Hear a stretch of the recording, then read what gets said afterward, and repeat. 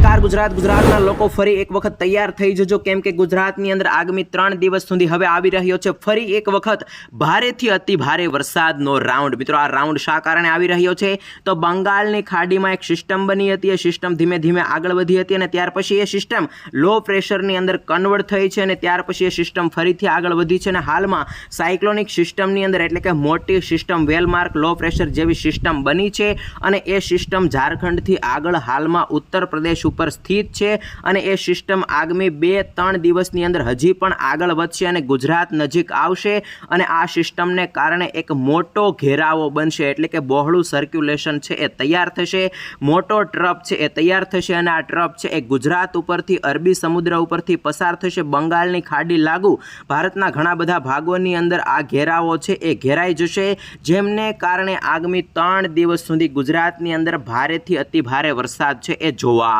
મળશે। મિત્રો આગામી 3 દિવસ સુધી ગુજરાતના કયા કયા જિલ્લાની અંદર ભારેથી અતિ ભારે વરસાદ જોવા મળે એમની આગાહી જણાવું એ પહેલા આજની આગાહી ઉપર નજર કરી લઈએ તો આજે 20 તારીખ અને શુક્રવાર છે।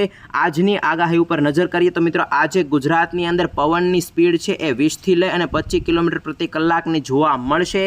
મિત્રો આખા ગુજરાતની અંદર વાદળછાયું વાતાવરણ છે એ મોસ્ટ ઓફલી જોવા મળશે, બફારો છે એ દિવસ દરમિયાન જોવા મળશે અને વરસાદની વાત કરીએ તો મિત્રો સૌથી વધારે વરસાદ છે એ દક્ષિણ ગુજરાતની અંદર આજે જોવા મળશે। એની અંદર વલસાડ છે, ડાંગ આહવાના વિસ્તારો છે, દમણ દાદરા નગર હવેલીના વિસ્તારો છે, નવસારી છે, સુરતના વિસ્તારો છે, ભરૂચના વિસ્તારો છે, ત્યાર પછી નર્મદા રાજપીપળાના જે વિસ્તારો છે એની અંદર સૌથી વધારે વરસાદ છે એ આજના દિવસ દરમિયાન જોવા મળી શકે છે। બાકી ભારે વરસાદની શક્યતાઓ આજે 20 તારીખે ગુજરાતની અંદર રહેલી નથી। ત્યાર પછી મિત્રો સૌરાષ્ટ્રની વાત કરીએ તો ભાવનગર છે, અમરેલી છે, રાજકોટ છે, સુરેન્દ્રનગર છે, જામનગર સાથે મોરબીના જે વિસ્તારો છે એની અંદર વાદળછાયું વાતાવરણ રહેશે, બફારો રહેશે, પવનની સ્પીડ થોડીક જોવા મળશે, પરંતુ આ વિસ્તારોની અંદર મિત્રો હવે આજના દિવસ દરમિયાન વરસાદની શક્યતાઓ જણાતી નથી। પરંતુ જે પોરબંદર છે, જૂનાગઢ છે, ગીર સોમનાથના વિસ્તારો છે એ વિસ્તારોની અંદર બપોર પછી સાંજના સમયે તમને ઝાપટા સ્વરૂપે વરસાદ છે એ મળી શકે છે। ત્યાર પછી મિત્રો મધ્ય ગુજરાતની વાત કરીએ તો અમદાવાદ, ગાંધીનગર, આણંદ, વડોદરા, દાહોદના જે વિસ્તારો છે એ વિસ્તારોની અંદર સાંજના સમયે તમને હળવા મધ્યમ ઝાપટા છે એ જોવા મળી શકે છે। બાકી ભારે વરસાદની શક્યતા ત્યાં પણ રહેલી નથી। ઉત્તર ગુજરાતની વાત કરીએ તો બનાસકાંઠા, સાબરકાંઠા, મહેસાણા, મોડાસા, હિંમતનગરના જે વિસ્તારો છે એ બધા વિસ્તારોની અંદર રાત્રિ દરમિયાનથી વાતાવરણની અંદર પલટો આવી શકે છે અને ત્યાં પણ હળવો મધ્યમ વરસાદ છે એ ચાલુ થઈ શકે છે। કચ્છની વાત કરીએ તો કચ્છની અંદર પણ આજે રેન એક્ટિવિટી છે એ જોવા મળે એવી શક્યતા જણાતી નથી। સાથે મિત્રો રાજસ્થાન, મધ્યપ્રદેશ બોર્ડરના જે દાહોદ, છોટાઉદેપુર લાગુ જે વિસ્તારો છે એ વિસ્તારોમાં પણ રાત્રિ દરમિયાન વાતાવરણની અંદર પલટો આવી શકે છે અને ત્યાં હળવા રેડા ઝાપટા છે એ પડી શકે। હવે હવામાન વિભાગની ઓફિશિયલી વેબસાઇટ ઉપર નાવ કાસ્ટિંગની અંદર જે ડેટા અપડેટ કરવામાં આવ્યો છે એના ઉપર નજર કરીએ તો મિત્રો હવામાન વિભાગે ગુજરાતના આટલા ભાગોની અંદર યલો એલર્ટ છે આજે આપ્યું છે એટલે કે આટલા જિલ્લાઓની અંદર છૂટો છવાયો હળવો વરસાદ છે એ પડી શકે છે। મિત્રો આટલા વિસ્તારની અંદર ઉત્તર ગુજરાતના વિસ્તારો, મધ્ય ગુજરાતના વિસ્તારો અને દક્ષિણ ગુજરાતના વિસ્તારોનો સમાવેશ થાય છે અને સૌરાષ્ટ્રની અંદર મિત્રો ભાવનગર જિલ્લાનો સમાવેશ થાય છે કે આ જિલ્લાની અંદર આજે સામાન્ય છૂટો છવાયો હળવો વરસાદ છે એ પડી શકે છે। ત્યાર પછી મિત્રો હવામાન વિભાગે 20 થી લઈને 26 તારીખની આગાહી કરી છે।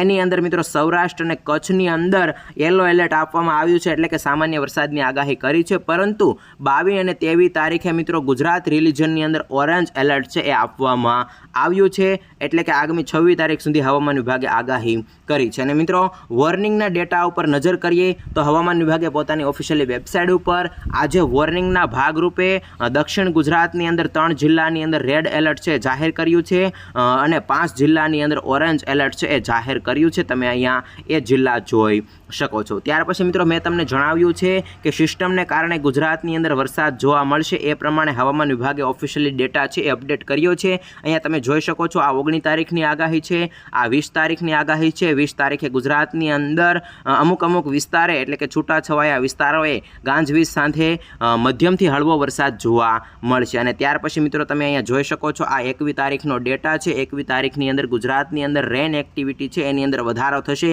આટલા ભાગોની અંદર ભારે વરસાદ પડવાની આગાહી છે હવામાન વિભાગે વ્યક્ત કરી છે અને અહીંયા 22 તારીખનો મેપ તમે જોઈ શકો છો। 22 તારીખે આખા ગુજરાતની અંદર ભારે વરસાદ પડવાની આગાહી છે એ હવામાન વિભાગે વ્યક્ત કરી છે। અહીંયા લખેલું છે મોટા ભાગના સ્થળોએ ગાંજવીજ સાથે હળવાથી મધ્યમ વરસાદની આગાહી છે એ 22 તારીખે રહેલી છે। અને ત્યાર પછી 23 તારીખે પણ ગુજરાતના આટલા ભાગોની અંદર મધ્યમથી હળવા વરસાદની આગાહી છે હવામાન વિભાગ દ્વારા વ્યક્ત કરવામાં આવી છે। 24 અને 25 તારીખે વરસાદનું જોર છે એ ફરી ઘટી જશે। ત્યાર પછી હવામાન વિભાગે મિત્રો આઈએમડીનું જે જીએફએસ મોડલ છે એની અંદર પણ આગાહી જણાવી છે 19 તારીખથી લઈ અને 22 તારીખની આ આગાહી છે તમે અહીંયા જોઈ શકો છો। વેલમાર્ક લો પ્રેશર અથવા તો સિસ્ટમ જેવું બન્યું છે એમને કારણે આ ભાગોની અંદર વરસાદ હશે, સાથે સાથે ગુજરાતના પણ ઘણા બધા ભાગોની અંદર વરસાદ છે એ જોવા મળશે। એટલે કે એક જે ઘેરાવો બનાવ્યો છે એ ઘેરાવો આ પ્રમાણે છે અને આ બધા ભાગોની અંદર ઘેરાવાને કારણે સિસ્ટમને કારણે વરસાદ જોવા મળશે। એની અંદર ગુજરાતની અંદર પણ તમે જોઈ શકો છો કચ્છના ઘણા બધા ભાગો છે, કચ્છ ભુજના ભાગો છે, ત્યાર પછી જામનગર છે, મોરબીના જે વિસ્તારો છે, દેવભૂમિ દ્વારકા છે, પોરબંદર છે, ગીર સોમનાથ જૂનાગઢના વિસ્તારો છે, આ બધા વિસ્તારોની અંદર રેન એક્ટિવિટી છે એ આગામી 24 તારીખ દરમિયાન વધારે જોવા મળશે। સાથે સાથે મિત્રો દક્ષિણ ગુજરાતના વલસાડ, સુરત, નવસારીના જે ભાગો છે અને સૌરાષ્ટ્રની અંદર ભાવનગર અને અમરેલીના ભાગો છે એની અંદર પણ રેન એક્ટિવિટી છે એ આ દિવસ દરમિયાન જોવા મળશે।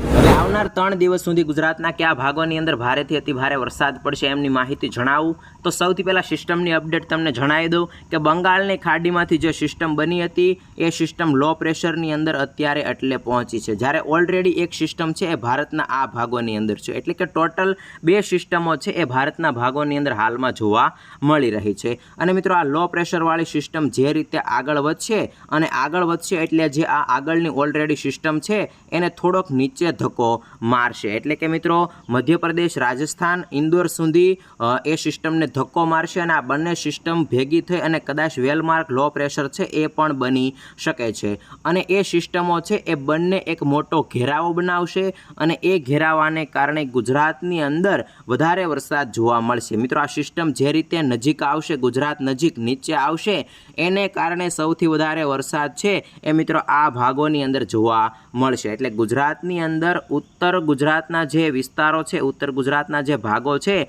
એની અંદર સૌથી વધારે વરસાદ આ સિસ્ટમને કારણે જોવા મળશે। તો મિત્રો 21 તારીખે બપોર પછી વરસાદના વિસ્તારોની શરૂઆત થશે।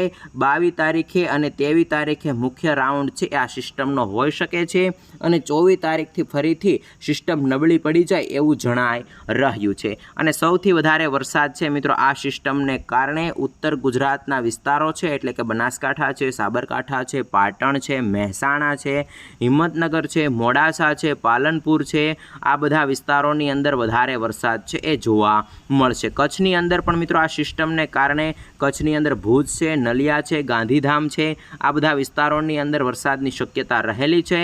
સૌરાષ્ટ્રની વાત કરીએ તો સૌરાષ્ટ્રની અંદર દેવભૂમિ દ્વારકા, ઓખાના જે વિસ્તારો છે, ત્યાર પછી જામનગર છે, મોરબી છે, હળવદ છે, પાટણ છે, રાજકોટના વિસ્તારો છે, પોરબંદરના વિસ્તારો છે, આ બધા વિસ્તારોની અંદર વરસાદની શક્યતાઓ વધારે છે એ આ સિસ્ટમને કારણે આગામી 3 દિવસ સુધી જણાઈ રહી છે। ત્યાર પછી મિત્રો વેરાવળ છે, ભાવનગર છે, બોટાદ છે, સુરેન્દ્રનગર છે, રાજકોટના અમુક ભાગો છે કે જેની અંદર આ સિસ્ટમની અસર કદાચ થોડીક ઓછી થઈ શકે, પરંતુ ઉત્તર ગુજરાત અને ઉત્તર સૌરાષ્ટ્રના ભાગોની સાથે મેં તમને આ જે ભાગો જણાવ્યા છે એ ભાગોની અંદર વધારે વરસાદ જોવા મળશે। સાથે સાથે ઉત્તર ગુજરાત, મધ્ય ગુજરાત અને દક્ષિણ ગુજરાતના ભાગોની અંદર પણ આ સિસ્ટમને કારણે વરસાદના વિસ્તારો છે એ થોડાક વધારે જોવા મળશે। એટલે કે મિત્રો આગામી દિવસોની અંદર હવે જે વરસાદનો રાઉન્ડ આવી રહ્યો છે એ સિસ્ટમનો રાઉન્ડ છે, સિસ્ટમને કારણે વરસાદ પડશે અને ચોમાસું ઓલરેડી ગુજરાતમાં બેસી ગયું છે। આને કારણે મિત્રો વાતાવરણમાં ભેજ છે જ તો આ બંને કારણોને લીધે, પરિબળોને લીધે હવે ગુજરાતની અંદર આગામી 3 દિવસ સુધી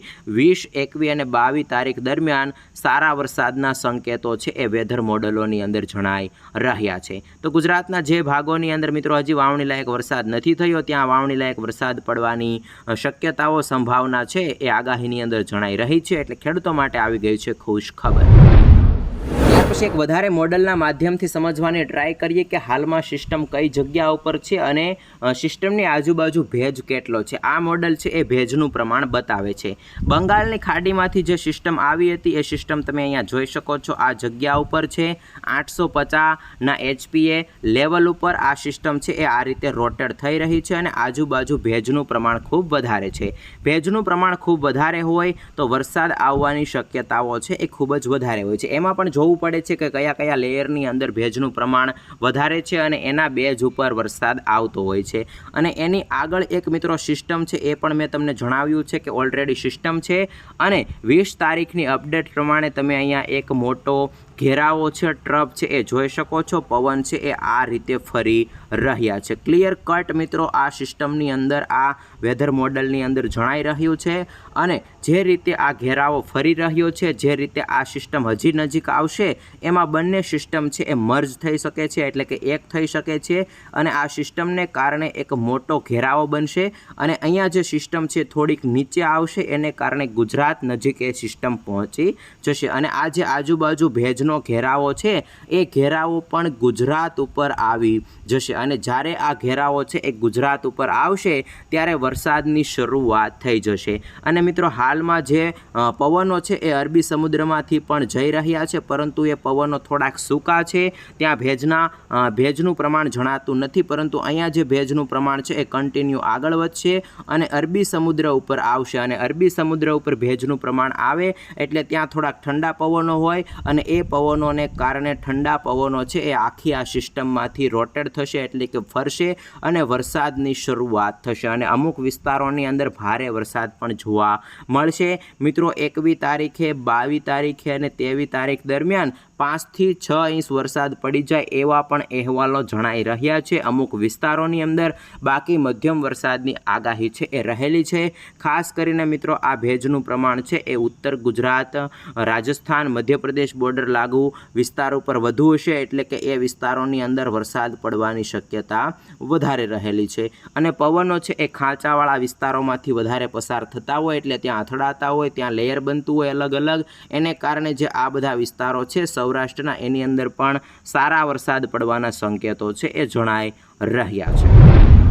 ત્યાર પછી અંબાલાલ પટેલની આગાહી ઉપર નજર કરીએ તો અંબાલાલ પટેલે કહ્યું છે કે ગુજરાતની અંદર આગામી દિવસોની અંદર મેઘરાજાની સારી બેટિંગ છે એ યથાવત રહેશે. 24 જૂનથી વરસાદનું જોર છે એ વધી શકે છે. 23 થી 26 જૂનની વચ્ચે બંગાળના ઉપસાગરની અંદર ફરીથી લો પ્રેશર બનશે અને આ લો પ્રેશરને કારણે ગુજરાતના, ઉત્તર ગુજરાતના ભાગોની અંદર ભારેથી અતિભારે વરસાદ છે એ પડી શકે છે. 26 થી લઈ અને 30 જૂનની વચ્ચે પણ ગુજરાતની અંદર ભારે વરસાદ આવી શકે છે અને આ દિવસોની અંદર દક્ષિણ ગુજરાતની નદીઓની અંદર પૂર છે એ પણ આવી શકે છે એવી આગાહી અંબાલાલ પટેલે વ્યક્ત કરી છે. તો મિત્રો ગુજરાતની અંદર વરસાદનો રાઉન્ડ છે એ યથાવત રહેશે. ગુજરાતની અંદર છૂટો છવાયો હળવો મધ્યમ ભારે વરસાદ છે એ જૂન મહિનાની અંદર જોવા મળશે, એટલે કે આખા જૂન મહિના દરમિયાન ગુજરાતની અંદર ચોમાસાની ઋતુ બેસી ગઈ છે એ પ્રમાણે હવે વરસાદ છે એ જોવા મળશે. છૂટો છવાયો હળવો અને મધ્યમ વરસાદ જોવા મળશે. મિત્રો છેલ્લે ગુજરાતની અંદર 16, 17 અને 18 તારીખે ભારે વરસાદ પડ્યો હતો. એ વરસાદની અંદર ગુજરાતની અંદર 60 થી લઈ અને 70% ભાગોની અંદર વાવણી લાયક સારો વરસાદ થઈ ગયો છે. એ સિવાય હવે 30 થી 40% જેટલા એવા વિસ્તારો છે કે જ્યાં હજી વાવણી લાયક સારો વરસાદ નથી થયો, તો એવા વિસ્તારોની અંદર પણ જૂન મહિનો પૂર્ણ થશે ત્યાં સુધીમાં વરસાદ થઈ જાય એવી શક્યતાઓ રહેલી છે. કેમ કે જે છેલ્લો રાઉન્ડ ગયો છે એ રાઉન્ડની અંદર સૌથી વધારે વરસાદ દક્ષિણ ગુજરાતની અંદર અને સૌરાષ્ટ્રની અંદર જોવા મળ્યો છે અને હવે પછી જે વરસાદનો રાઉન્ડ આવશે એની અંદર ઉત્તર ગુજરાત, કચ્છ અને મધ્ય ગુજરાતની અંદર વરસાદની આગાહી છે એ જણાઈ રહી છે, એટલે કે આખા ગુજરાતની અંદર હવે સારા વરસાદના સંજોગો છે એ જણાઈ રહ્યા